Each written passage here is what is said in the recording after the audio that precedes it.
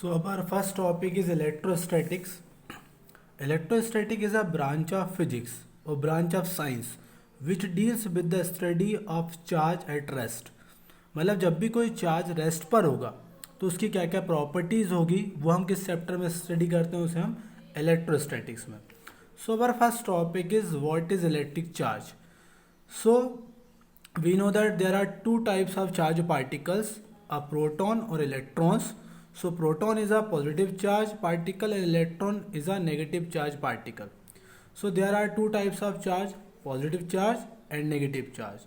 Who is positive charge? Proton is positive charge.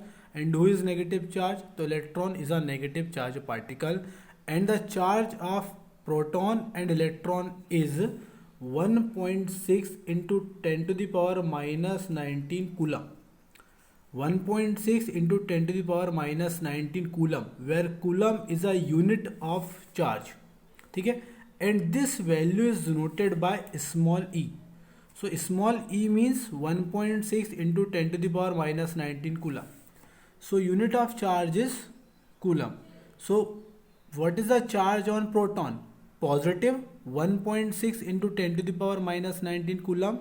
And what is the charge on electron is negative 1.6 into 10 to the power minus 19 coulomb. मतलब दोनों के पास charge का magnitude same होता है, पर proton के पास positive charge होता है और इलेक्ट्रॉन्स के पास नेगेटिव चार्ज होता है. And what is the unit of electric charge is coulomb. Okay, then next properties of charge which is very important. So first one, charge are scalar quantity. We know that there are two types of quantity, vector quantity and scalar quantity. Vector quantity which have a magnitude and direction, and the scalar quantity which does not have a direction. It has only a magnitude. So charges are scalar quantity. So what is the importance of this property? The electric charge is additive in nature. What does it mean? मतलब किसी body के ऊपर यदि मान लीजिए 5 coulomb का charge है और उसी बॉडी के ऊपर 4 कूलम का चार्ज हम और दे देते हैं, तो what is the total charge? 9 coulomb. मतलब स्केलर का मतलब ये होता है कि हमें उसकी डायरेक्शन को नहीं देखना होता है, तो इससे बहुत आसान हो जाता है. जैसे कि बॉडी है ए, इसके पास है 10 कूलम का चार्जेस और हमने -2 कूलम चार्ज और इसको ऊपर दे दिया, तो total charge 8 coulomb. So this is the additive property of a charges. Next, it is very simple. Like charges repel each other and unlike charges are attract each other. Means यदि same charges है तो वो repel करेंगे and opposite charges are attract. मतलब protons repel करेंगे, electrons भी repel करेंगे, मगर इलेक्ट्रॉन्स और प्रोटॉन्स आपस में अट्रैक्ट करेंगे because the same charges are repel and opposite charges are attract. Next property is the electric charge of a system is always conserved. It is a law of conservation of charge. देखिए होता क्या है कि आखिर किसी body पर charge कैसे आता है. तो यदि हम इसके बारे में बात करें, जैसे कोई बॉडी है, बॉडी मान लेते हैं हम उसको, कोई एलिमेंट है एक्स, एटॉमिक नंबर है जिसका x is a symbol, and इसका एटॉमिक नंबर हम मान लेते हैं 10 है. अब ये एटॉमिक नंबर हमें क्या बताता है? The number of electrons and number of protons. मतलब इसके पास 10 इलेक्ट्रॉन्स हैं और 10 ही प्रोटॉन्स हैं. मतलब जितने नेगेटिव चार्ज हैं उतने ही पॉजिटिव चार्ज है. तो ये एक इलेक्ट्रिकली न्यूट्रल हो गया. ठीक है, उसी तरीके से हम मान लेते हैं वाई एक एलिमेंट है, इसका एटॉमिक नंबर भी हम 10 ही मान लेते हैं. तो 10 इलेक्ट्रॉन्स एंड 10 प्रोटॉन्स, मतलब जितने पॉजिटिव उतने ही नेगेटिव, तो ये भी इलेक्ट्रिकली न्यूट्रल हो गया. मगर जब हम दोनों बॉडीज़ को आपस में रब करते हैं, मतलब एक्स और वाई को हम रब कर दे रहे हैं, फ्रिक्शन यदि उसमें हम अप्लाई कर रहे हैं, तो हम क्या देखते हैं कि एक एलिमेंट से एक इलेक्ट्रॉन निकलकर दूसरे एलिमेंट में चला गया. हम मान लेते हैं एक इलेक्ट्रॉन एक्स से निकलकर वाई में ट्रांसफ़र हो गया. तो पहले एक्स के पास 10 इलेक्ट्रॉन्स थे, अब कितने इलेक्ट्रॉन्स बचे यहाँ पर? 9 इलेक्ट्रॉन्स. और वाई के पास हो गए यहाँ पर कितने इलेक्ट्रॉन्स? 11 इलेक्ट्रॉन्स. तो अब यहाँ पर x के पास ज़्यादा कौन सा चार्ज हुआ? नेगेटिव और पॉजिटिव.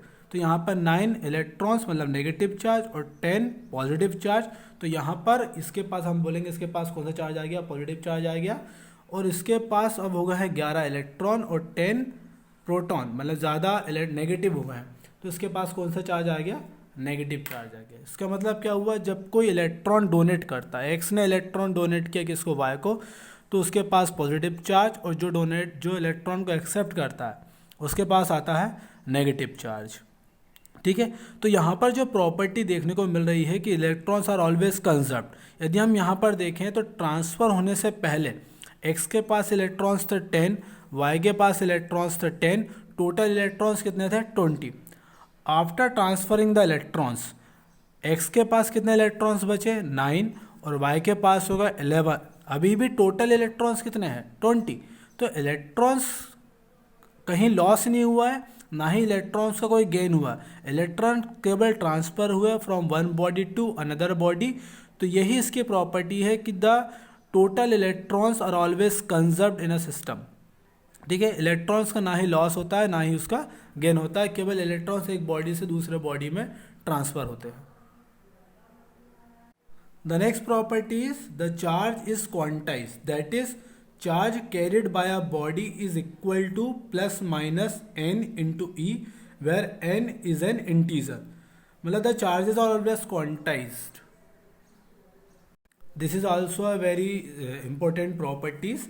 Quantization means मतलब जब भी किसी बॉडी में चार्ज का ट्रांसफ़र होगा, जैसे कि इस x में से एक इलेक्ट्रॉन निकल कर बाहर में चला गया, तो हम बोलेंगे कि इस x के पास पॉजिटिव चार्ज है। कितना पॉजिटिव चार्ज है, तो क्योंकि एक इलेक्ट्रॉन इसमें से इसमें निकल के चला गया तो उसके पास आया पॉजिटिव चार्ज। कितना, एक इलेक्ट्रॉन के पास कितना चार्ज होता है 1.6 इंटू 10⁻⁻19 कूलम। मतलब इसे हम केवल ई से भी डिनोट कर सकते हैं। तो कहने का मतलब ये है कि जब भी किसी बॉडी से इलेक्ट्रॉन ट्रांसफ़र होंगे तो या तो 1 इलेक्ट्रॉन ट्रांसफ़र हुआ, तो 1 इलेक्ट्रॉन ट्रांसफ़र हुआ तो कितना चार्ज आया, मान लीजिए ई। यदि 2 इलेक्ट्रॉन ट्रांसफ़र होंगे तो कितना चार्ज जाएगा 2e। 2e means 2 into 1.6 into 10⁻⁻19 coulomb. यदि हम 3 इलेक्ट्रॉन्स को ट्रांसफ़र करते हैं, 4 इलेक्ट्रॉन्स को ट्रांसफ़र करते हैं, तो इस तरीके से हम एक फॉर्मूला डिराइव कर सकते हैं कि यदि मान लीजिए n यदि इलेक्ट्रॉन ट्रांसफ़र होते हैं तो उस बॉडी पर कितना चार्ज आएगा, q is equals to n into e, where q is a charge, n is a number of electrons and e is a charge on electrons।